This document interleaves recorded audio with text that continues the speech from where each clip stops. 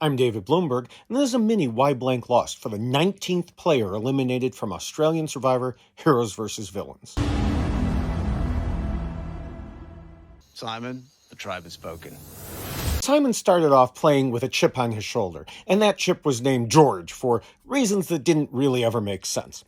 Early in the game, Simon thought he was running things, and people were unhappy with him yelling at them and telling him what to do. His play during that time was not good, and he kept wanting to make poor strategic decisions, usually involving going after George or using an idol or both.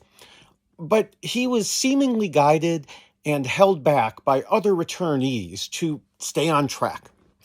At the time, George was absolutely right to say that Simon had no idea how to play the game. He's just clueless. George used that against him to put him in the minority.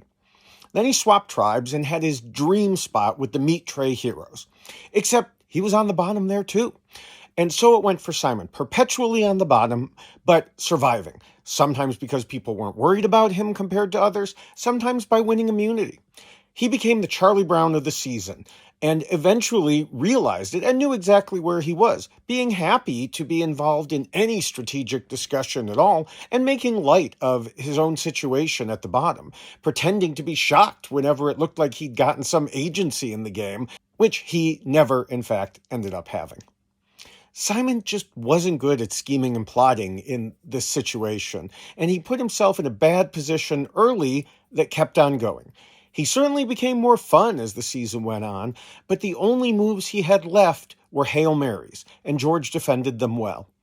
And when he lost his last immunity challenge by just a second, it was clearly time for him to go.